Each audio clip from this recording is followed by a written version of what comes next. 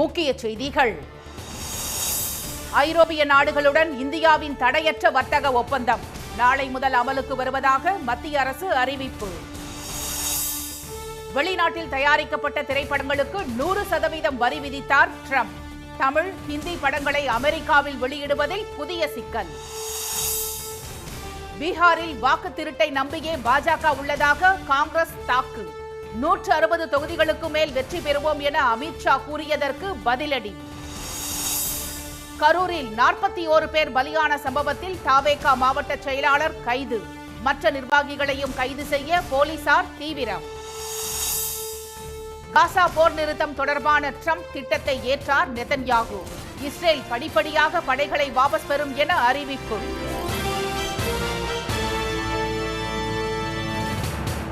வணக்கம். வணக்கம். ஐரோப்பிய நாடுகளுடனான தடையற்ற வர்த்தக ஒப்பந்தம் நாளை முதல் அமலுக்கு வருவதாக வர்த்தகத்துறை அமைச்சர் திரு பியூஷ் கோயல் தெரிவித்துள்ளார்.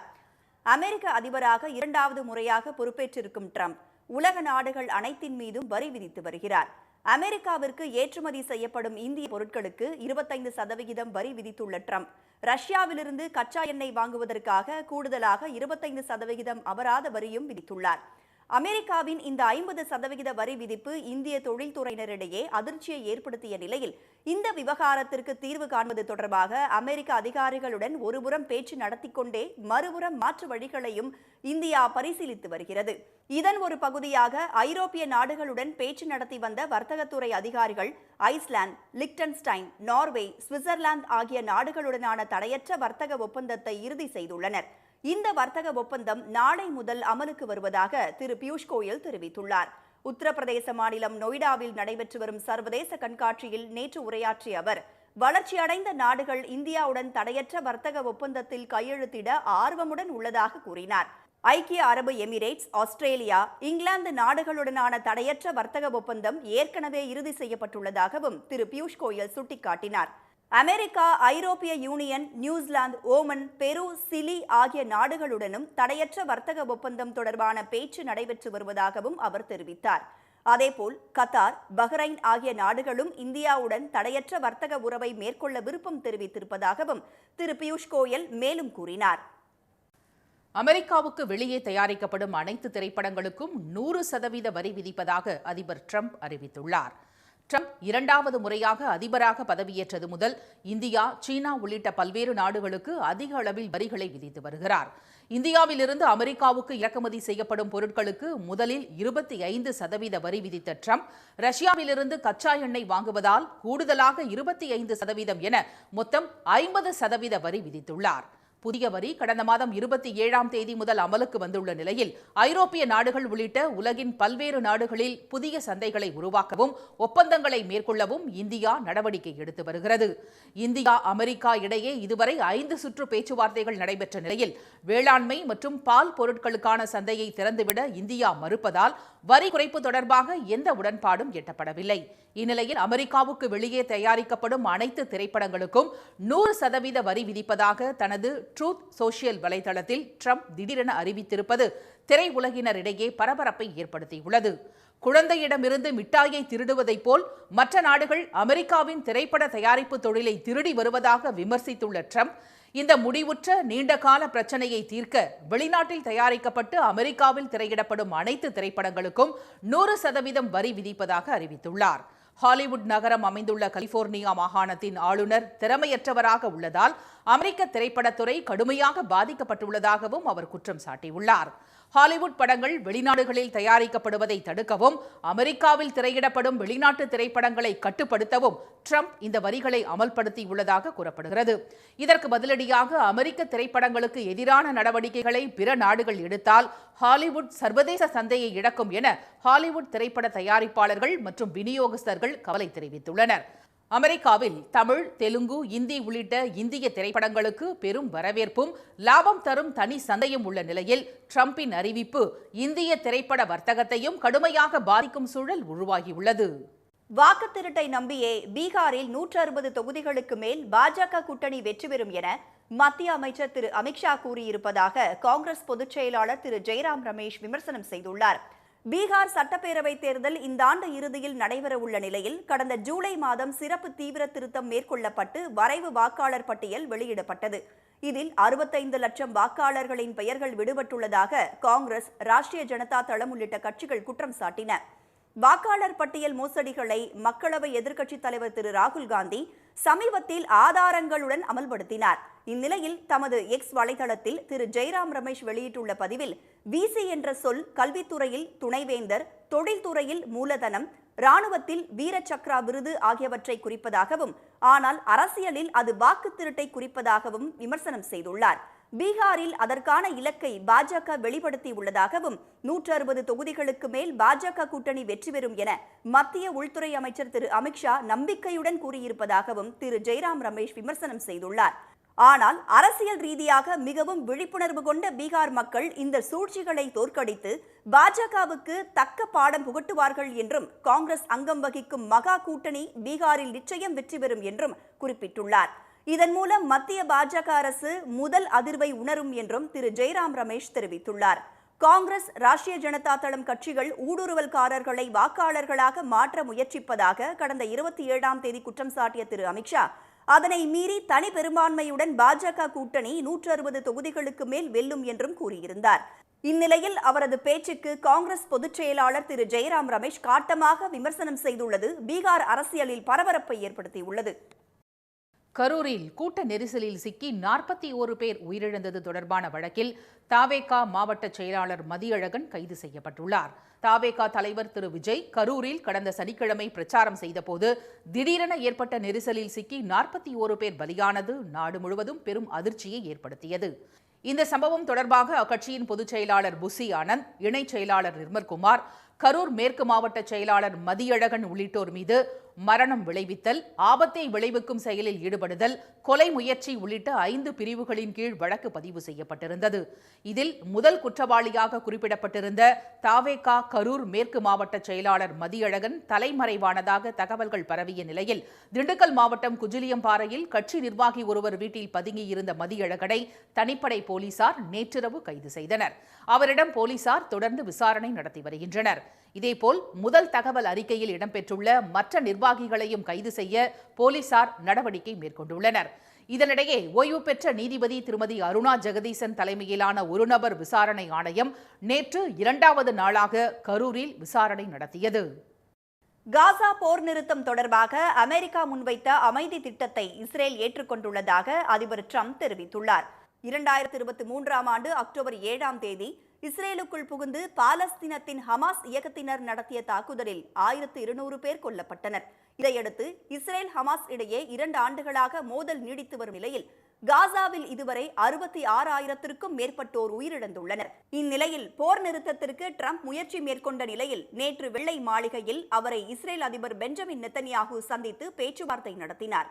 அப்போது ட்ரம்ப் தரப்பில் 20 அம்ச திட்டம் முன்வைக்கப்பட்டது. இதை நெத்தன்யாகு ஏற்றுக்கொண்ட நிலையில் இரு தலைவர்களும் கூட்டாக செய்தியாளர்களை சந்தித்தனர். அப்போது இஸ்ரேல் பிரதமருக்கு நன்றி தெரிவித்த ட்ரம்ப், வரலாற்றில் இது முக்கியத்துவம் வாய்ந்த நாள் என்று குறிப்பிட்டார். அமைதி திட்டத்தின்படி இஸ்ரேல் படைகள் காசாவிலிருந்து படிப்படியாக விலக்கிக் கொள்ளப்படும் என ட்ரம்ப் தெரிவித்தார்.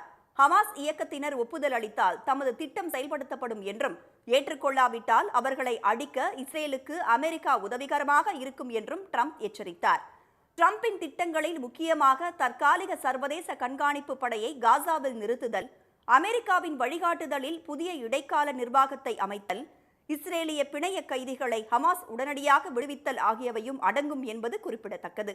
மேலும் ஹமாஸ் போராளிகள் ஆயுதங்களை கைவிட வேண்டும் என்றும் அவர்களுக்கு பொது மன்னிப்பு வழங்கப்படும் என்றும் ட்ரம்ப் தெரிவித்துள்ளார்.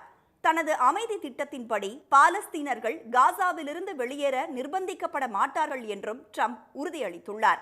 எனவே ட்ரம்பின் 20 அம்ச திட்டத்தை ஹமாஸ் ஏற்றுக்கொள்ளும் நிலையில் காசாவில் அமைதி திரும்புவதற்கான வாய்ப்பு உருவாகியுள்ளது. ஆயுத பூஜை கூட்ட நெரிசலை கருத்தில் கொண்டு சென்னையிலிருந்து பல்வேறு நகரங்களுக்கு சிறப்பு ரயில்கள் இயக்கப்படுகின்றன. ஆயுத பூஜை மற்றும் சரஸ்வதி பூஜையை ஒட்டி நாளையும் நாளை மறுநாளும் 2 நாட்கள் அரசு விடுமுறை நாட்களாக அறிவிக்கப்பட்டுள்ளது. தொடர்ந்து வெள்ளிக்கிழமை ஒரு நாள் விடுப்பு போட்டால் 5 நாட்கள் விடுமுறையாகிவிடும். அதாவது சனி ஞாயிற்றுக்கிழமையை சேர்த்தால் 5 நாட்கள் விடுமுறை வருகிறது. இந்த விடுமுறை சந்தர்ப்பத்தை பயன்படுத்தி மக்கள் தங்கள் சொந்த ஊர்களுக்கு செல்ல திட்டமிட்டுள்ளனர். இதனால் வழக்கமான தினங்களில் வெளி மாவட்டங்களுக்கு இயக்கப்படும் அனைத்து ரயில்களும் ரயில்களும் நிரம்பி வழிகின்றன. வழக்கமாக இயக்கப்படும் ரயில்களில் காத்திருப்போர் பட்டியல் அதிகமாக இருந்து வருகிறது. கூட்ட நெரிசலை கருத்தில் கொண்டு தெற்கு ரயில்வே சிறப்பு ரயில்களை அறிவித்து வருகிறது. அந்த வகையில் கூட்ட நெரிசலை குறைக்க இன்று சிறப்பு ரயில்கள் அறிவிக்கப்பட்டுள்ளன. அதன்படி சென்னையிலிருந்து திருவனந்தபுரம், செங்கோட்டை, மதுரை ஆகிய பகுதிகளுக்கு சிறப்பு ரயில்கள் அறிவிக்கப்பட்டுள்ளன. சென்னை எழும்பூரிலிருந்து திருவனந்தபுரத்திற்கு இன்றிரவு 10:15 மணிக்கு இயக்கப்படும் சிறப்பு ரயில் நாளை பகல் 2:05 மணிக்கு திருவனந்தபுரம் வடக்கு நிலையம் சென்றடைகிறது. அதேபோல மறுமார்க்கத்தில் 5ஆம் தேதி திருவனந்தபுரம் வடக்கிலிருந்து மாலை 4:30 மணிக்கு புறப்பட்டு மறுநாள் சென்னை எழும்பூர் வந்தடைகிறது. இந்த ரயில் பெரம்பூர், திருவள்ளூர், அரக்கோணம், காட்பாடி, ஜோலார்பேட்டை, சேலம், ஈரோடு, திருப்பூர் வழியாக இயக்கப்படுகிறது. இதேபோல தாம்பரத்திலிருந்து இன்று மாலை 4:15 மணிக்கு செங்கோட்டைக்கு சிறப்பு ரயில் இயக்கப்படுகிறது. இந்த ரயில் மறுநாள் அதிகாலை 3 மணிக்கு செங்கோட்டை செல்கிறது. இந்த ரயில் விழுப்புரம், அரியலூர், திருச்சி வழியாக இயக்கப்படுகிறது. சென்னை எழும்பூரிலிருந்து மதுரைக்கு ஒரு வழி மெமு சிறப்பு ரயிலும் இன்று இயக்கப்படுகிறது.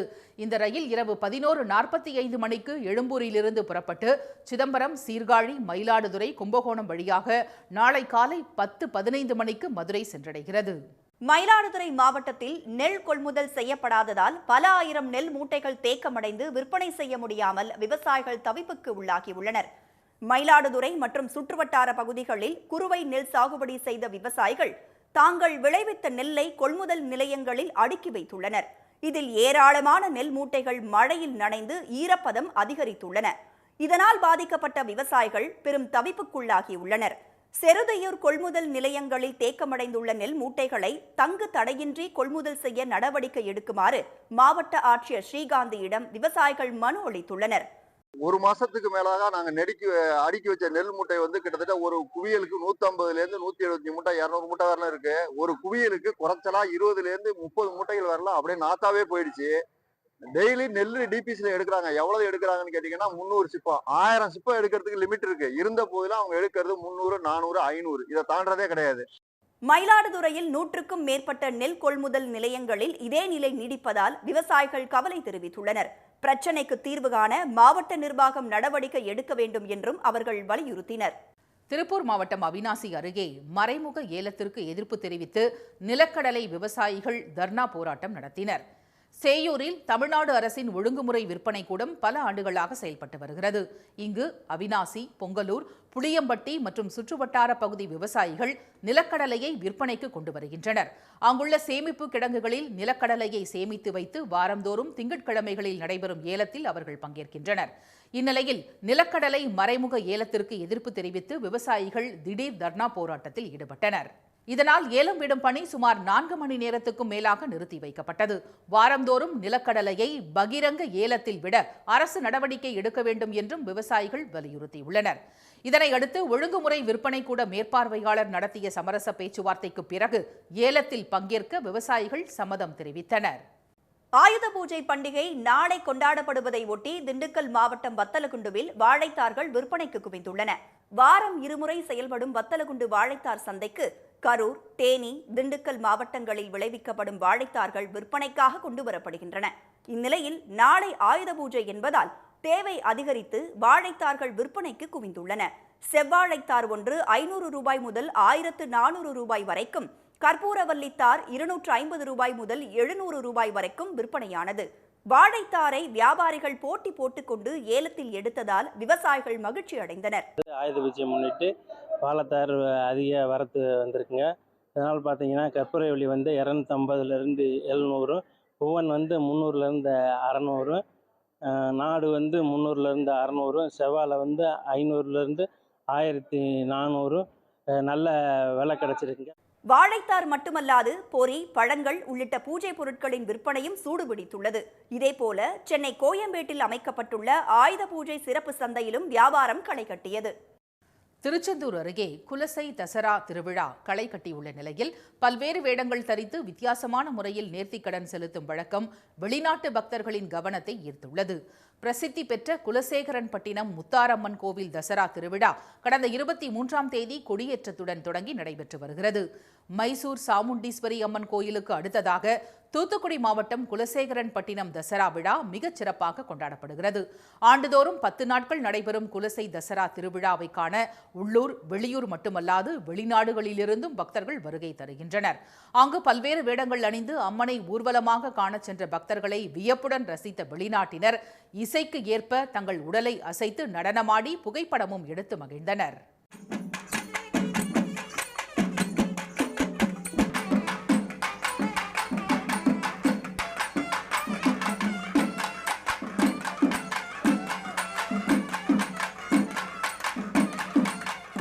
குலசேகரன்பட்டினம் அருகே சிவலூரைச் சேர்ந்த பக்தர்கள் மேளதாளம் முழங்க காளி, சுடலை உள்பட பல்வேறு வேடங்கள் அணிந்து வந்து வீதிகளில் ஆடிப்பாடி காணிக்கை சேகரித்தனர்.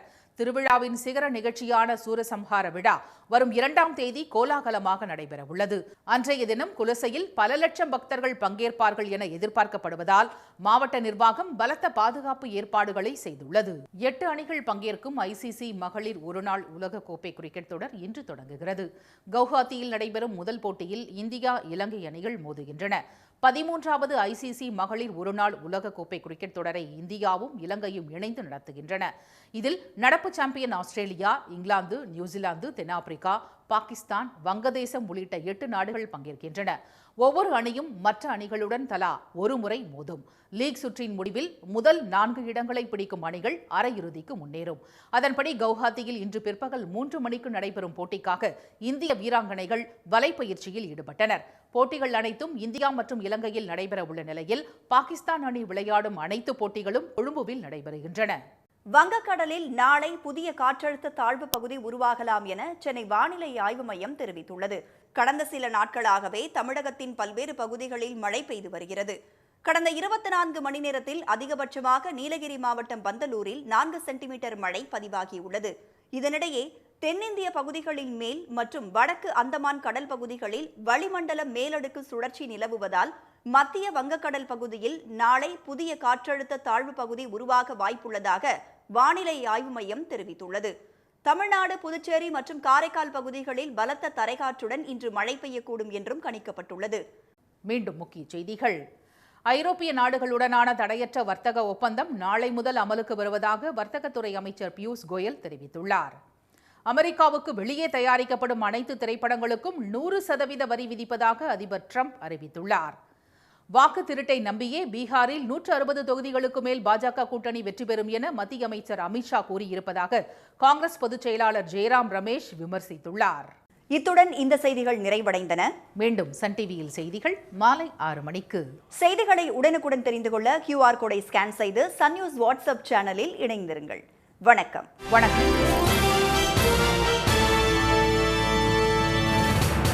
உடனுக்குடன் செய்திகளை தெரிந்து கொள்ள சன் நியூஸ் பெல் ஐகானை கிளிக் பண்ணுங்க.